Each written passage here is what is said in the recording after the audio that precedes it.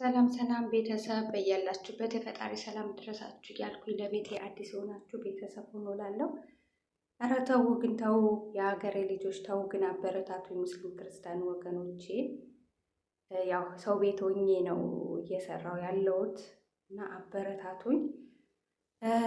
እንግዲህ ትላንትና ሀይሚና ብሩኬ ተገናኙ። በጣም ደስ ይላል።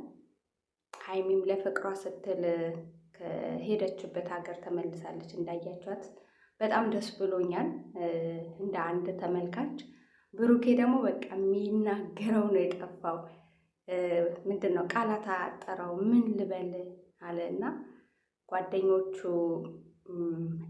እነ ኤፍሬም ማለት ነው ያው ኤፍሬም የሀይሚ ያጎት ነው ያክስት ልጅ ነው አይደለም፣ ያው ቤተሰብ ናቸው እና እነሱ እንግዲህ በቃ እኔ እንጃ ይደበድባታል ብለው ነበር ያሰቡት፣ ግን አልደበደባትም። ምንም ያላት ነገር የለም። በደስታ ነው የተቀበላት እና እንኳንም ደስ አለው። ከአሁን በኋላም ደግሞ ያው ሀይሚና ብሩኬ መለየት የለባቸው ከሚሉ ሰዎች ነኝ እኔ ማለት ነው።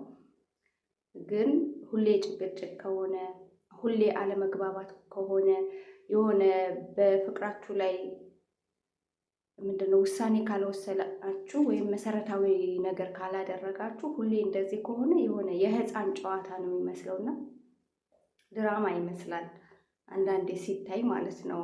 ለተመልካችም ግራ ነው የምታጋቡት። የሆኑ ሰዎች በመሀላችሁ ታመጣላችሁ። ያለፈ ታሪካችሁ በቃ እንደ አዲስ አድርጋችሁ ህይወታችሁ ሲበጠበጥ ነው የምናየው።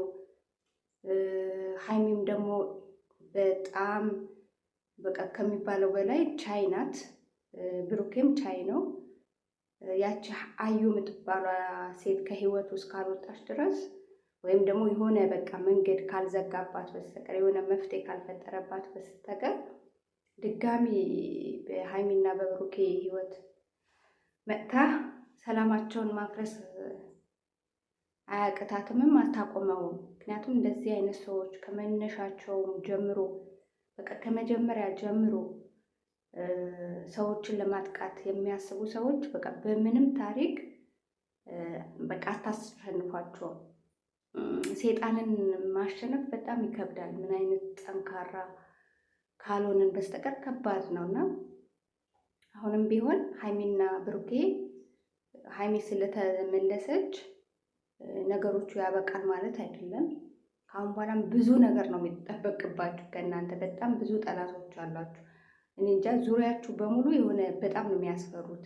ጓደኛ የተባሉ ሰዎች ራሱ በጣም መጥፎ ጊዜ ነው ያለ ነው። ባይዘዌ ቤተሰብ ጊዜው በጣም ከባድ ነው።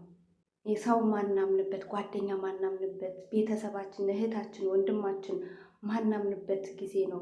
በቃ እኛ የሆነ ስንበልጣቸው በጣም ደማቸው የሚፈላ ይሄ በቃ ወዳጅ የነበሩ ወደ ጠላት የሚሸጋገሩ ሰዎች አሉ እና ጊዜው ከባድ ነው። ከእኔም ጭምር ያው ሰው ስለ ሰው ማውራት ብቻ ሳይሆን እኔም ማለት ስላለብን እና በፍቅራችሁ ሰዎችን ባታስገቡ፣ በተለይ ጓደኛ ዙሪያችሁ ብታጸዱ ባይነኝ ነኝ የእውነት።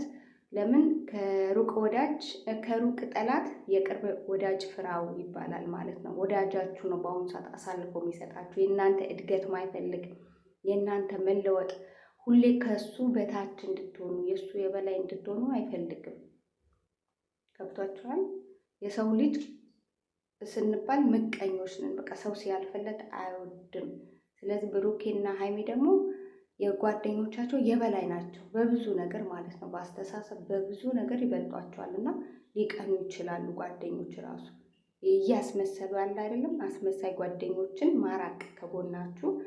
ፍቅራችሁ ይለምልም ማለት እፈልጋለሁ። ብዙ አላወራም። በቃ ደስ ስላለኝ ነው የመጣውን ቤተሰብ። እናንተም ቤተሰብ አድርጉኝ። ምንድን ነው በቃ አበረታቱኝ ነው የሚባለው።